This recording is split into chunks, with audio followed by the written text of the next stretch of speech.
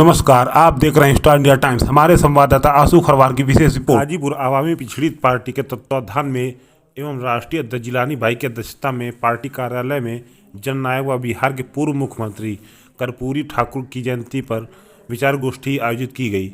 गोष्ठी आरंभ होने से पूर्व पार्टी के सभी नेताओं एवं कार्यकर्ताओं ने चित्र पर माल्यार्पण कर श्रद्धांजलि अर्पित की और सामाजिक न्याय की लड़ाई को और आगे बढ़ाने का संकल्प लिया। गोष्ठी में बतौर मुख्य महेंद्र ठाकुर ने कहा कि कर्पूरी जी का जीवन हम सबके लिए अनुकरणीय है। उनका संघर्ष, उनकी सरलता, सादगी और ईमानदारी हमें इन सब का संदेश देते कि यदि आदमी के अंदर मजबूत इच्छा शक्ति हो तो कोई भी मुकाम हासिल कर सकता है। मैं जयप्रकाश ठाकुर, राष्ट्रीय प्रवक्ता आवामी पिछड़ा पार्टी।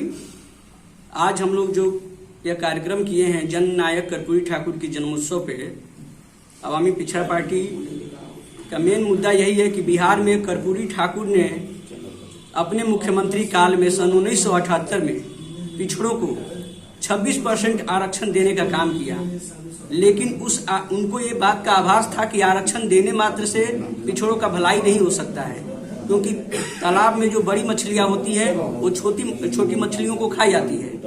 उन्होंने क्या किया कि उस आरक्षण के भीतर भी बंटवारा कर दिया। उस फार्मूला के तहत, जिस फार्मूला को कर्पूरी फार्मूला आज कहा जाता है, समाज का हर वंचित तबका के पास आरक्षण का लाभ मिलने लगा। 26% आरक्षण के भीतर आरक्षण का बंटवारा किया। पिछड़ों में भी जो सबल जातियां हैं उनको 8% पे सीमित कर दिया और बाकी जो है अन्य में बांट दिया, ताकि वह आरक्षण का लाभ समाज का प्रत्येक व्यक्ति ले सके। आज हमारे यहाँ उत्तर प्रदेश में वही आरक्षण है, लेकिन यहाँ पे कर्पूरी फार्मूला के तहत नहीं है। इससे क्या होता है कि जो विकसित हैं पिछड़ों में, उनका विकास तो हो रहा है, लेकिन जो पिछड़ों में विकसित नहीं है उनका विकास नहीं हो पा रहा है, आरक्षण का वो लाभ नहीं ले पा रहे हैं।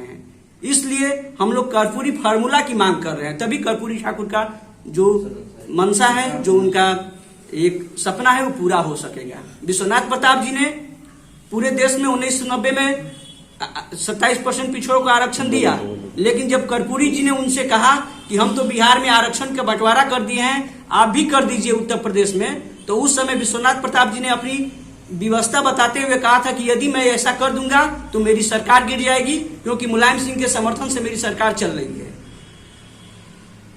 उस चीज को हम लोग चाह रहे हैं कि जो भी पिछड़ों का मसीहा बन रहा है, जो भी पार्टियां बन रही है, कथाकथित घोषणाएं कर रही हैं, वो रियल में कर्पूरी फार्मूला लागू कर दे, सारे पिछड़ों का विकास हो जाएगा। ठीक, अपना परिचय बताएं। जिलानी रायनी आवामी पिछड़ा पार्टी की राष्ट्रीय अध्यक्ष,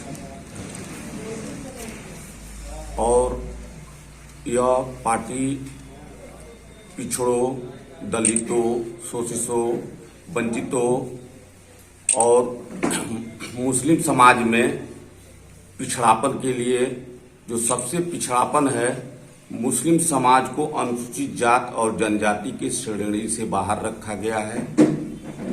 इसके कारण सच्चर कमेटी का रिपोर्ट है, रंगनाथ मिश्रा आयोग की रिपोर्ट है, सारे एजेंसियां का रिपोर्ट है कि मुसलमान कहीं कहीं दलित ले बदतर है, और भारत की मुसलमान 31% पढ़े लिखे नहीं है, और हिंदू धर्म में भी है जो अनुसूचित जात और जनजाति के श्रेणी से बाहर रखा गया है।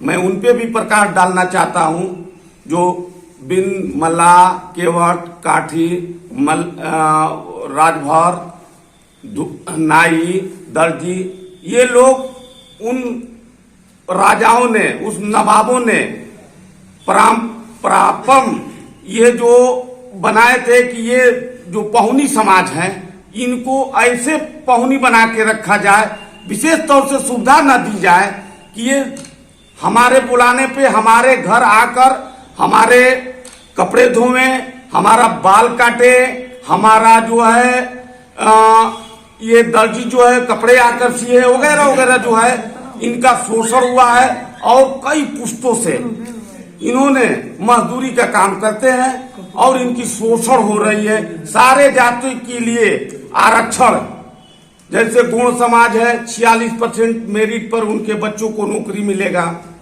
ये जो नाई समाज है, इनके बच्चे को ओबीसी में आएंगे, 87% मार्क पा के नौकरी मिलेगा। ये संविधान की क्या है? संविधान में एक ऐसी व्यवस्था होना चाहिए कि जाति या तो आरक्षण देना है तो जाति विशिष्ट पर एक सर्वे करा ली जाए। सर्वे एक ग्राम सभा प्रधान जानता है कि सबसे निचला व्यक्ति कौन है, चाहे वो ठाकुर न हो, पंडित न हो, या निचले जात में मुसलमान हो, या निचले जात में हिंदू हो, या निचले जात में सिख हो या ईसाई हो, जाति बेसिस पे वो सर्वे कर आरक्षण देना चाहिए। ये जो आरक्षण भारत के प्रधानमंत्री 12-12 साल के रिन्यूअल करते जाते हैं, कहीं न कहीं एक एक बिरादरी को आरक्षण बढ़ाते जाते हैं। जी मैं अब्दुल्ला रायनी, राष्ट्रीय उपाध्यक्ष आवामी पिछड़ा पार्टी, पूर्व चेयरमैन नगर पंचायत बहादुरगंज। आज कर्पूरी ठाकुर जी की जयंती हमारी पार्टी मना रही है। कर्पूरी ठाकुर जी की जयंती इसलिए मना रही है, कर्पूरी ठाकुर जी पिछड़े समाज से थे। पिछड़ों के लिए काफी उन्होंने संघर्ष किया, लड़ाई लड़ा, जिनकी बदौलत 90 में विश्वनाथ प्रताप सिंह की सरकार को मजबूर होकर के 27% पिछड़ी जातियों को आरक्षण देना पड़ा। और हम इनके सपने को लेकर के अभी पिछड़े जातियों में कुछ ऐसी जातियां हैं जिनको अनुसूचित जात के श्रेणी, अनुसूचित जनजाति की श्रेणी में ले जाना है, उसके लिए संघर्ष करना है।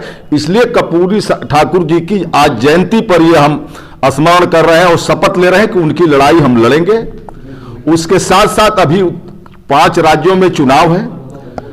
हम अभी उत्तर प्रदेश में आवामी पिछड़ी पार्टी के कम से कम 60 उम्मीदवार चुनाव लड़ने जा रहे हैं। और हमारी पार्टी का जब लोगों ने यह देखा कि नई पार्टी और 60 विधानसभाओं पे ये चुनाव लड़ाने जा रही है, तो काफी जो राजनीतिक दल है, Bharatiya Janata party, Congress, Bahujan Samaj party, Samajwadi party, IIM, ये सभी परेशान हो गए कि ये कौन लोग हैं। और खास तौर से जो मुसलमानों के ठेकेदार नेता थे, अफजाल अंसारी, मुख्तार अंसारी, आजम खां, असुद्दीन वैसी, ये काफी परेशान है कि ये जिलानी रायनी, ये मुस्लिम लीडर, ये नया कहां से उभर गया। इसलिए आज जो है मुस्लिम समाज का जो पिछड़ा वर्ग है वो समझ रहा है और अपना नेता जिलानी भाई को मान रहा है। हम सब लोग जिलानी भाई के साथ हैं। उत्तर प्रदेश में जो सरकार बनेगी वो आवामी पिछड़ा पार्टी के बिना समर्थन की कोई सरकार नहीं बनेगी। पहली बार ही हम सरकार में भागीदार होने जा रहे हैं। सीधे सीधे हम लोगों का नारा है कि दलित मुस्लिम साथ चलेगा, अब पिछड़ों का राज चलेगा। दलित मुस्लिम साथ चलेगा, अब पिछड़ों का राज चलेगा। इसी बात पर हम सभी लोगों का आभार व्यक्त करते हुए कर्पूरी ठाकुर जी की जयंती पर हम सभी लोग लामबंद होकर के अपने हक हिस्से के लिए संघर्ष करें। धन्यवाद। आपकी पार्टी किसी से गठबंधन भी करेगी क्या? हाँ, गठबंधन कर सकती है, तो गठबंधन का देश है। जब बड़ी बड़ी राष्ट्रीय पार्टियां गठबंधन कर रहे हैं तो हम भी गठबंधन कर सकते हैं, हमें कोई गुरेज नहीं है। हमारे रूल किस मुद्दे पे आपकी पार्टी चुनाव लड़ेगी?